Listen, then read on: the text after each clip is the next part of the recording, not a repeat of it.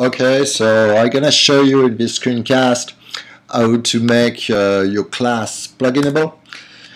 And you got two classes of plugin. We're gonna do that with Sublime Text snippets. First, you got your super plugin, a fake plugin that I just created called Scat. Here, you go here, to call the snippet, you just call tQuery.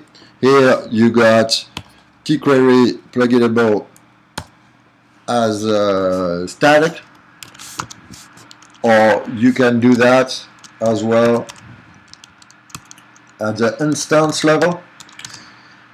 Let me explain what this means between static and instance.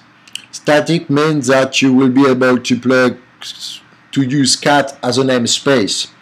Something like you will not interact with each and every instance of your tQuery cat. But for plugin instance on, you're gonna do that for every instance. It is good, for example, if you want to add method into cat or stuff like that. The other one is more if you want to add class inside that namespace. Suppose you want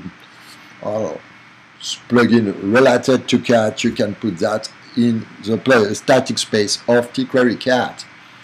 Okay guys, this is it. All that with Sublime Text snippets.